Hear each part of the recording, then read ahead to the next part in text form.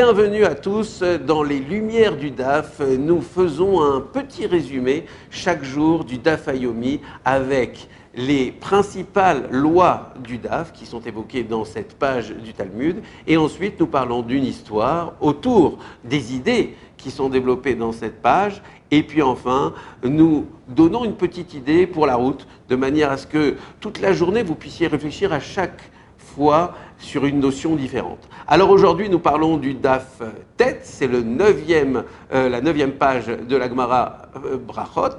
Et la première des halachot que nous allons évoquer ici, c'est le fait qu'il n'est pas possible, au-delà de l'aurore, c'est-à-dire de l'Amoud HaShachar, de réciter le schéma du soir. C'est ce que nous avait dit notre Mishnah. Malgré tout, en cas de force majeure, il sera possible de lire le Kiryat Shema même au-delà du Amoud HaShachar, et ceci jusqu'au lever du soleil, le Netz Achama. Et pourquoi il est encore possible de lire le Shema Israël alors que normalement ça n'est plus le moment de le faire? C'est tout simplement parce que Beth Hillel affirme que nous devons réciter le Kiryat Shema du soir lorsque les gens sont couchés. Or, entre le Amoud HaShachar et le Netz Achama, eh bien, les gens sont majoritairement encore couchés. À titre d'exemple, en Israël, en ce moment, eh bien, ce moment de la journée se situe entre 5h30 et 6h30 du matin. On peut aisément comprendre qu'à ce moment-là, la majorité des gens sont encore couchés. Et donc, il sera, malgré le fait qu'on est déjà dans la journée, malgré tout, on pourra encore réciter le Kiryat Shema du soir. Par contre, hier, on avait dit qu'il était possible, pour ceux qui se lèvent très tôt et qui doivent partir peut-être en voyage ou assister à un enterrement ou à une Brit Mila, il était possible aussi à cette période, située entre l'aurore et le lever du soleil, de faire le schéma du matin. Eh bien, on ne pourra pas enchaîner le schéma du soir avec le schéma du matin. Si on a fait le schéma du soir pendant cette période, eh bien, pendant ce même laps de temps, il ne sera pas possible aussi de faire le schéma du matin. Il faudra donc choisir, et donc on fera le schéma du soir. On considérera donc cette période comme une période de soir, et on attendra donc au-delà du Netz Achama, du lever du soleil,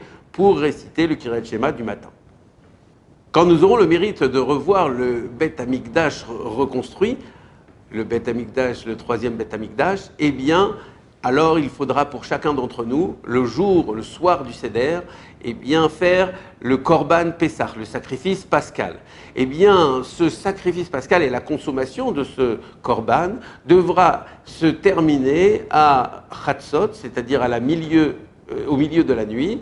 Et malgré cela, même si Minatora, selon la Torah, on pourra prolonger cette consommation jusqu'au lever du soleil, les Chachamim ont fixé cette consommation jusqu'à donc Chatzot, le milieu de la nuit. Aujourd'hui, lorsqu'il n'y a pas de Beth Amikdash, eh bien nous substituons le Korban Pessah avec l'Afikoman, et c'est la raison pour laquelle, durant tous les Zdarim auxquels vous avez sans doute assisté, on vous dit il faut vite finir de manger parce qu'on doit manger l'Afikoman avant Chatzot. Eh bien, c'est de notre Gemara que nous tirons cet enseignement.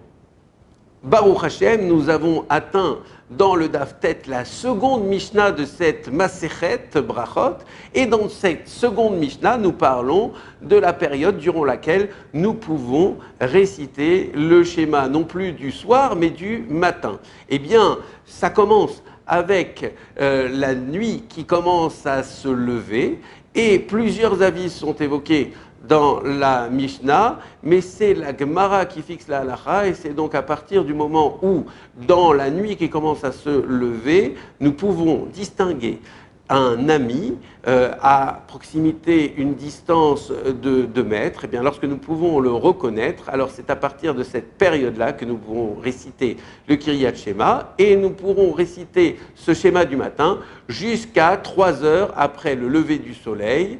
Et cela correspond avec le lever des rois des nations. On pourra mettre les tefilines à partir de la même période, et ces tefilines, on pourra les mettre tout au long de la journée jusqu'au coucher du soleil. Il est évoqué aussi la mitzvah de voir les rois d'Israël bien évidemment, et aussi les rois des nations. Et donc, on devra, si on a la possibilité d'apercevoir un souverain, faire de son possible pour les voir. Et il y a même une bracha qui est accompagnée lorsque nous avons la possibilité de faire cette mitzvah. Même un non-voyant, un aveugle, même s'il n'a pas la possibilité d'apercevoir le roi, mais s'il se trouve sur le chemin du souverain, il fera cette bracha. L'histoire du jour parle de la sortie d'Égypte et en particulier de ce qui s'est passé les jours précédents pendant la plaie de Chocher. Pendant la plaie de Chocher, de l'obscurité, eh bien, les Bnei Israël sont venus dans les maisons égyptiennes et ont récupéré d'immenses trésors. Et ceci sur injonction d'Akadosh Baruch Hu et par la voix de Moshe Rabbeinu. Alors, pourquoi Akadosh Baruch Hu a tellement insisté pour que les Bnei Israël récupèrent des trésors? Eh bien, tout simplement parce qu'il avait promis à Avraham Avinu qu'après l'exil et les souffrances que vivraient ses descendants dans une terre étrangère, ils repartiraient avec d'immenses richesses. Et il ne pouvait pas y avoir la réalisation de la première partie de la névoie, autrement dit les souffrances qu'ont endurées durant l'esclavage les Bnei Israël en Égypte, sans que se réalise également la sortie avec les trésors et donc le bonheur de pouvoir partir avec d'immenses richesses.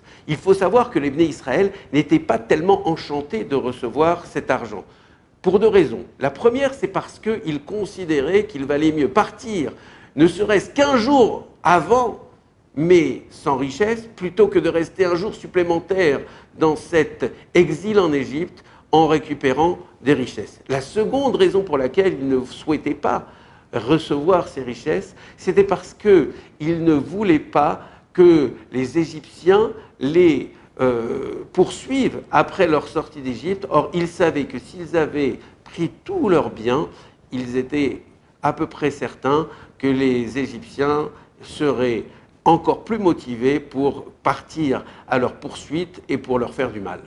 C'est donc sur insistance de Moshe Rabbeinu que les Bnei Israël sont allés chercher ces biens, mais ne vous méprenez pas, ces biens-là appartenaient aux Bnei Israël. Quand Yosef, au cours de la famine, a récupéré l'ensemble des biens contre de la nourriture qu'il a fournie à l'ensemble du peuple juif, eh bien tous les trésors de chacun des Égyptiens sont passés dans les mains de Pharaon. Ils ont été en quelque sorte nationalisés. Or, il se trouve que Pharaon, l'Égypte, a fait travailler les Bnei Israël pendant plusieurs dizaines d'années gratuitement, et c'est donc le salaire qu'ont récupéré les Bnei Israël lorsqu'ils sont allés chercher les richesses chez les Égyptiens. Alors le conseil du jour, c'est bien évidemment à partir de l'histoire des Bnei Israël qui ont fait une action qu'ils ne voulaient pas faire, et malgré tout, parce qu'Akadosh Baruch Hu leur a demandé, ils se sont empressés d'aller dans les maisons des Égyptiens pour récupérer les trésors. Alors c'est vrai que ce n'est pas désagréable de récupérer des richesses, n'empêche que ce n'était pas leur volonté. Ils ont fait ça juste pour agréer et accepter la volonté d'Akadosh Baruch Hu. Alors de notre côté, nous aussi, nous devons systématiquement rechercher à faire ce que désire Akadosh Baruch Hu, et nous n'aurons que des bonheurs et que des plaisirs à récupérer lorsque nous faisons la volonté d'Hachem. Bonne journée.